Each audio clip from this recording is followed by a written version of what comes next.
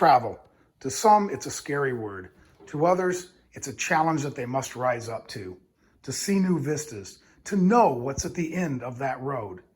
This year, we traveled to the Arctic Ocean in Canada and had a fantastic time. So join us as we make our rounds from Tuktoyaktuk to Alaska, to the Alaska Ferry, and back home through northern U.S. I think you'll enjoy the ride, and we'll sure enjoy having you travel with us. So there are certain roads in North America that sort of are a mystique for overlanders. You've got the Pan American Highway for sure, places like the Mojave Road, and we've just arrived at the start of another one of those roads, which is the Alaska Highway. We're in Dawson Creek, British Columbia, and we are getting ready to snap some pictures, as everybody has to at this point. And then we're going to head north and we're going to grab a dispersed campsite. Well, at least our hope is to catch a campsite, and then we'll check in from there. Despite a valiant effort to find a dispersed campsite, we did check a few. We pulled up iOverlander, checked that. Actually drove a little bit out of our way because we thought that one sounded pretty cool.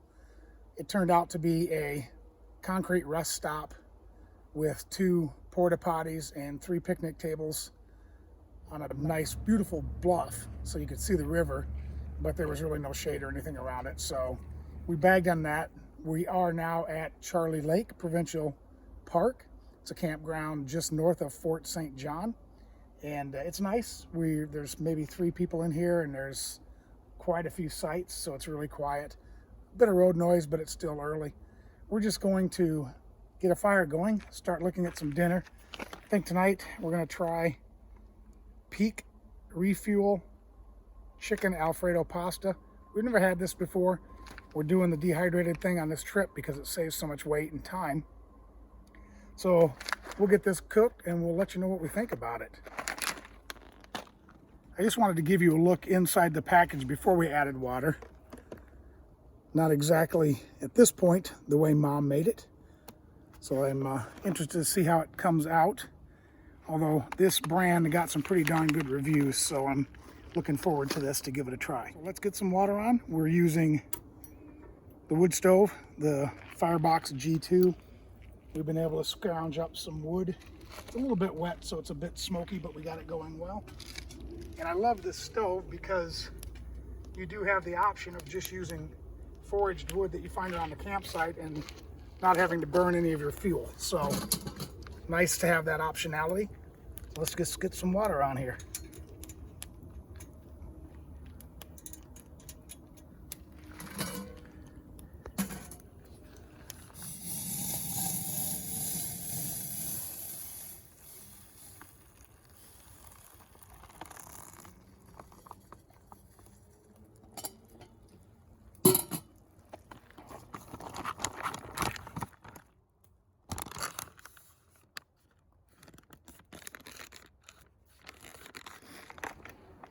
So first off, by looks, it looks very rich and creamy. So I think they get an A for eye appeal, if you will. Let's give it a taste.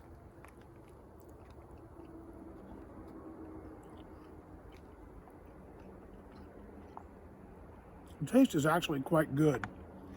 So from a purely taste standpoint, I would say this gets, call it a B+, B.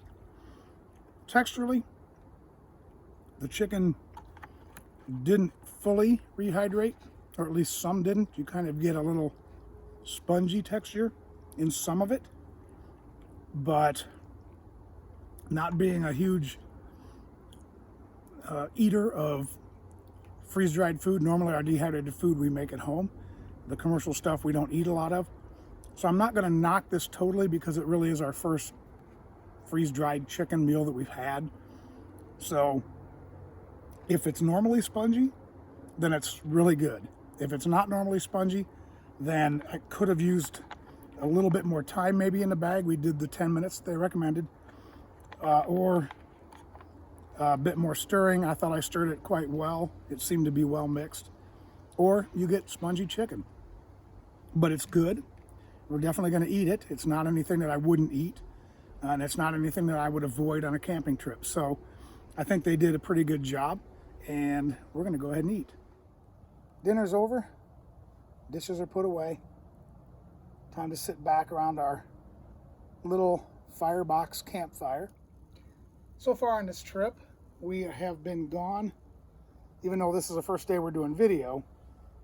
This is our 4th day. It's taken us effectively 3.5 days to get to the start of the Alaska Highway in Dawson Creek, and we're just started up the highway. At this point, the Alaska Highway is like any other highway. In fact, the whole way up has been like every highway you can imagine. 4 lanes, busy. There's no sort of ruralness about it so far. We've traveled through a lot of oil country, a lot of ag country,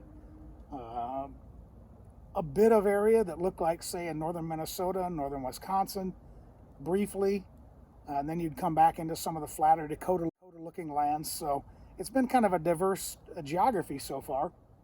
And we're not going just to Alaska on the Alaska Highway. We're actually going to travel the Alaska Highway for a bit. Then we're going to move off of that and head up towards the Dempster Highway, which is the road to Tuktoyaktuk.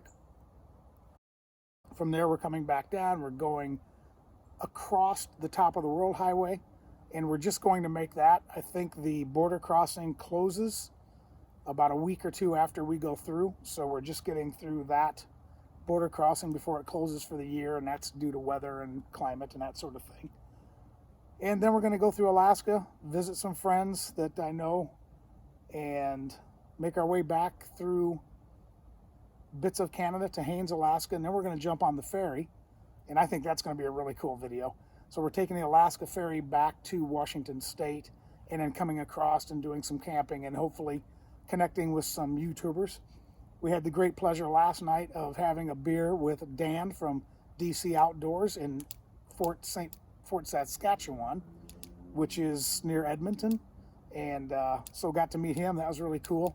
Really great guy. If you haven't seen his channel, check it out, DC Outdoors. And right now we're just going to kick back. We're going to enjoy the evening. The weather's gorgeous. I would say it's mid-60s. We've got our Stanley adventure shot glasses out. And what are we enjoying tonight?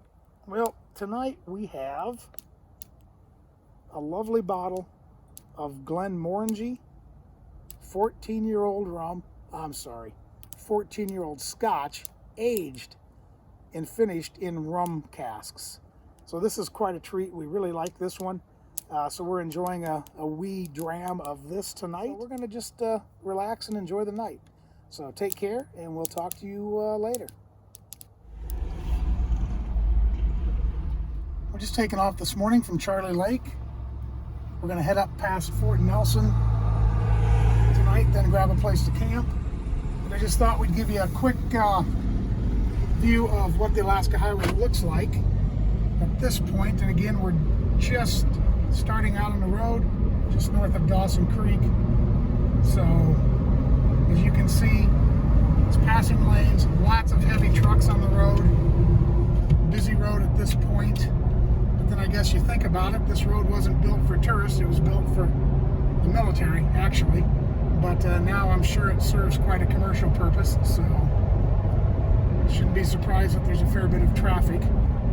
And they've straightened this road. I was reading last night that the original highway was 1,700, I'm going to say miles, I think it was miles. When it was built, there was a lot of twisting and turning. And when I rode this road 20 years ago, there were areas where you could see, even in the trees, the zigzag of the old road. And what I was told is that they did that because, again, this was built as a military road to connect Alaska to the mainland U.S. for military purposes during World War II.